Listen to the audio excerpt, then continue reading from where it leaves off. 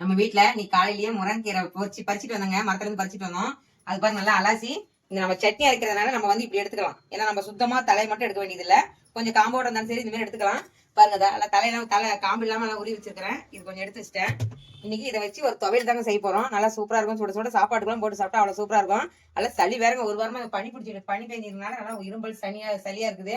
அதனால இந்த மாதிரி நம்ம வந்து பொரியல் செய்யறதுக்கு பதிலாக இந்த மாதிரி நம்ம சட்னி அரைக்கலாம். வாங்க அது எப்படி செய்யறதுன்னு பார்க்கலாம். ஒரு வடை சட்டி வச்சுங்க, தேவையான அளவு எண்ணெய் இதெல்லாம் எண்ணெயில வணக்கணும். அதுக்கோசரம் கொஞ்சமா ஒரு ஸ்பூன் எண்ணெய் ஊற்றிக்கலாம். ஒரு ஸ்பூனு உளுத்தம்பருப்பு போட்டாச்சு. அடுப்பு கம்மியாக வச்சு அது கொஞ்சம் இது பண்ணிக்கலாம். எள்ளு ஒரு ஸ்பூன் எடுத்துக்கிறேங்க, வெள்ளை எள்ளு தான், அது இதிலே போட்டுக்கலாம். சீரகம் சும்மா ஒரு 5-6 எடுத்துருக்கிறேன், அது இதிலே போட்டுக்கலாம். கம்மியான தீரை தான் வச்சு வணக்கணும், ஏன்னா இதெல்லாம் கருகி போயிடும்.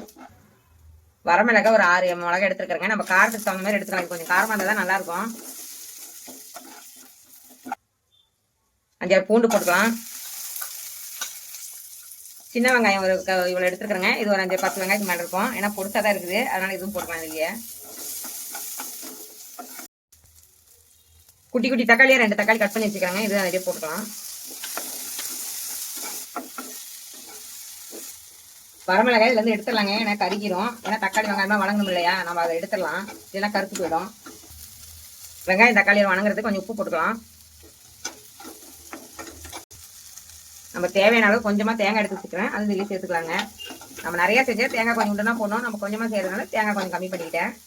வெங்காயம் தக்காளி பூண்டு இது எல்லாமே போட்டதெல்லாம் நல்லா வணங்கிருச்சிங்க. இந்த டைம்ல நம்ம அந்த கீரையை வந்து இதே சேர்த்திக்கலாம்.